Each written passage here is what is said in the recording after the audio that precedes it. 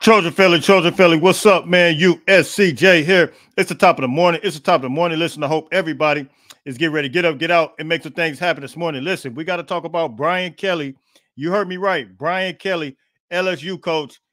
He kind of went on this thing yesterday. We're going to talk about that, about the transfer portal. Also, we got a couple of transfer portal updates that we want to talk about. You guys already know USC is in the mix for a couple of defensive tackles, and hopefully we can continue to at least pursue these guys and at least get one of them. We'll take a look at one of them, and I want to kind of narrow it down. He put out his top 6 yesterday. Let's look at him real quick. You already know this is Suggs. You know Suggs. USC is after him. He just took a trip there. He's out of Grand Valley State, standing at 6'3". 200 and now I know one site has him as 285 pounds, but I think another site has him as 295. I'm gonna roll with that. But he is a defensive tackle, and you see he put out his top 6 yesterday. And let's go through this top 6 real quick. USC, Wisconsin, Arkansas, and you'll see it scroll over here: Michigan, Kentucky, and Florida State. Now, I'm gonna narrow these down. If it's in my mind, the way I'm thinking right now, I'm going to eliminate Wisconsin. I'm going to eliminate Arkansas. I'm going to eliminate what's that other team here? I'm going to keep Michigan, and I'm going to keep USC, and I'm going to keep Florida State. Actually, forgive me for that. I'm going to eliminate Michigan, and I'm going to tell you why. I'm going to keep USC and Florida State, I believe, and I'm going to eliminate Kentucky. The reason I'm doing that is this. I'm doing a process of elimination. This is my thinking. It could go another way. But I think Michigan, when you look at Grant in the middle, and when you look at Mason in the middle, Mason Graham, those two guys, like, he's not going to start over there at Michigan. So I think when you're talking about the process of elimination, I automatically exclude them. I take these teams out. I take Arkansas, Wisconsin, Kentucky, and I take Michigan out.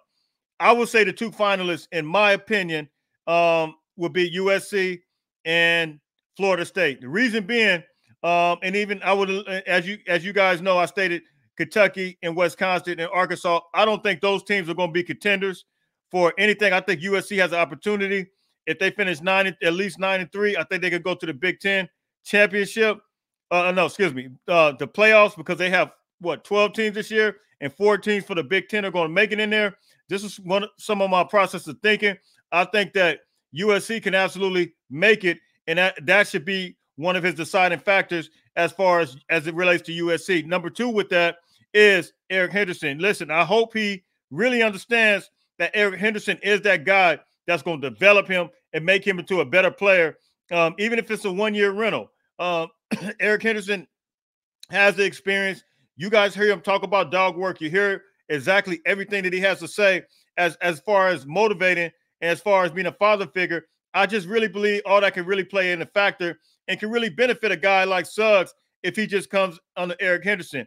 So that's what I think as it relates to USC. Now, when you look at Florida State, I think that they hit the transfer portal hard. They're going to probably be a decent team. Quarterback-wise, they have DJ.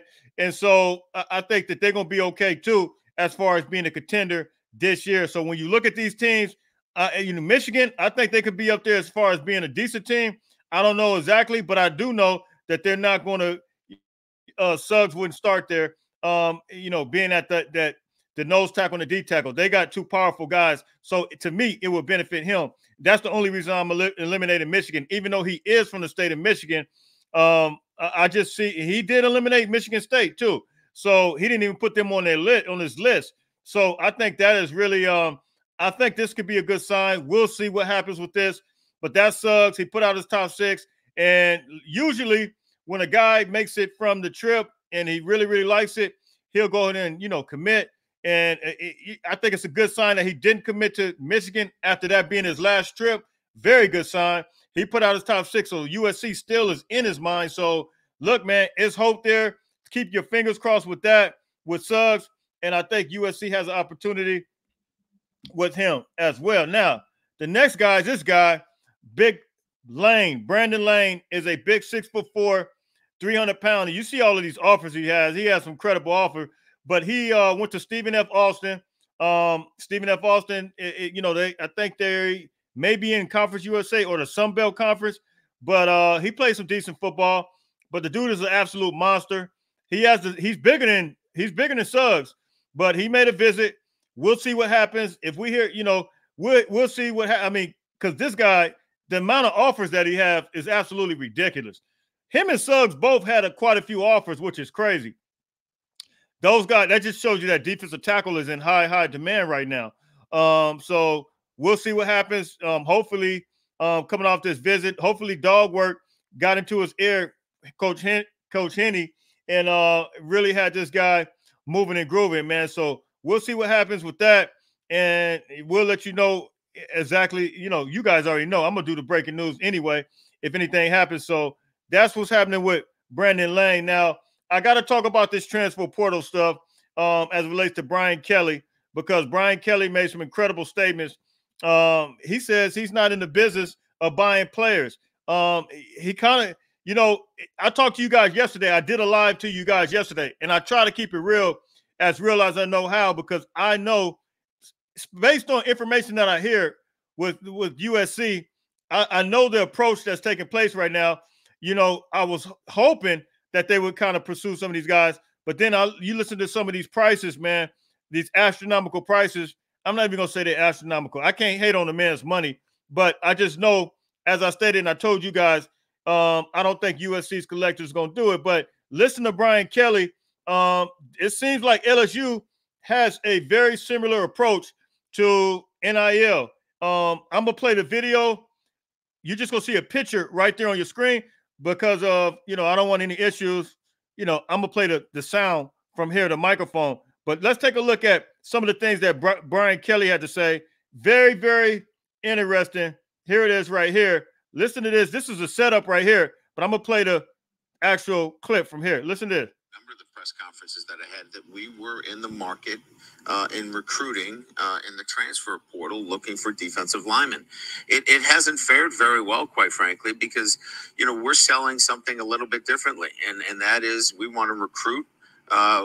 We want to engage, build relationships. We want to develop, retain, and have success.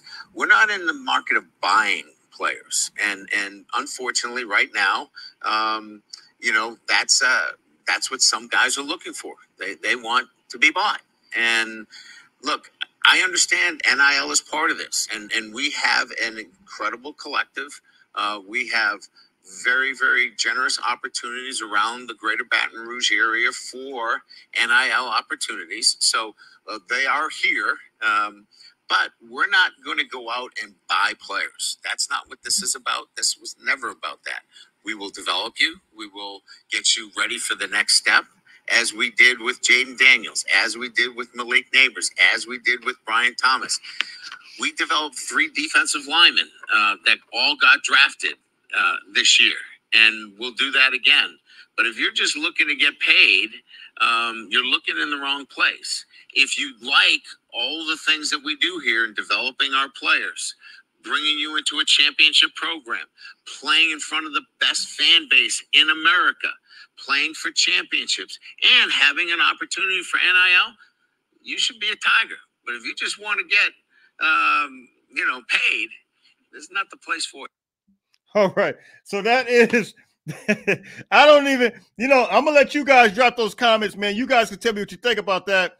And look, there are some schools that are coming with this type of approach, man. And like I said, man, the thing is with some of these guys, because of the market right now is so demanding, high demand for defensive linemen.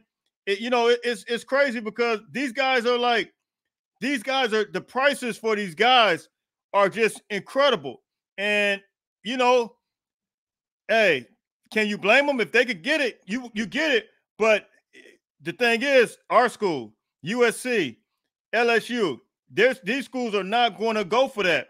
And that's just the way it is. And I know a lot of people don't want to hear it, but you guys know I brought the video out yesterday. I did a live about our recruiting class. We have to retain that class as well, and try to keep it up. Not only do we have to win on the field, but you guys already know, man, a class like that, We're number 3 class according to On3 right now. We're number 4 class according to 24/7 Sports. Matter of fact, somebody just sent me something last night. I think we moved to number 2. USC has an opportunity, depending on who we get. You still get Elijah Griffin and a couple of other guys. USC can go for a number 1 class possibly. Who knows? So, what is the last time USC had a number 1 class? And then you start getting guys like that, a number 1 class. USC hasn't had that type of status in a long time. And once we get one of them, and because, I already feel good about the class that we had this year. And of course, guys like Braylon Shelby, Elijah Hughes that came into class before the year before. So we started getting classes like that, and you start building on class after class.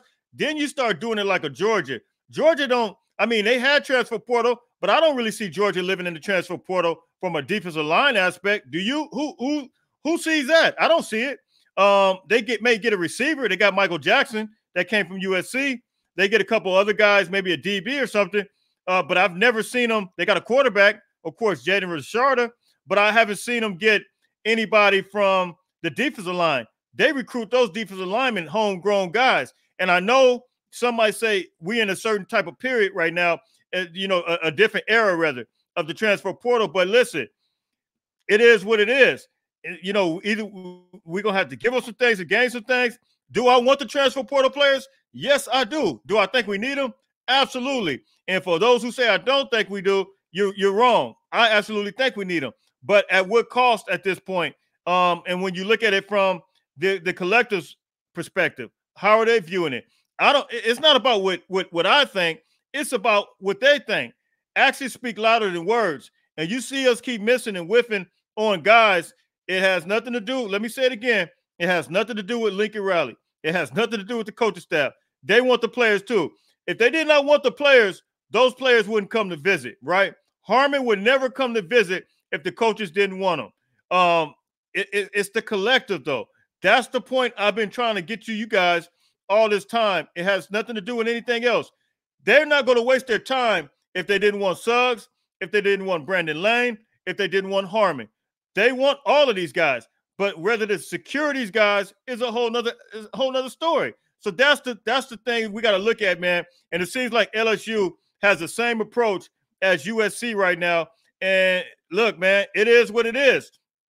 So, man, drop those comments in the comments section. My prayer is I hope somebody sees the value of getting a guy like or one of the players see the value of getting with a guy like Eric Henderson, who could really develop you and inspire you to play solid football for your last year. So that's what I think should be important. And, I hope he looks at it that way, man. So, look, man, I'm out of here. Drop those comments in the comment section. You guys already know where you can find me.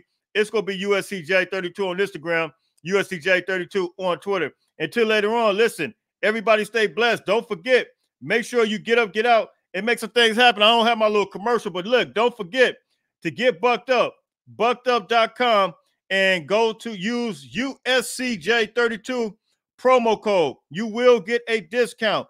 Until later on, man, listen, everybody stay blessed. Fight on, fight on, fight on.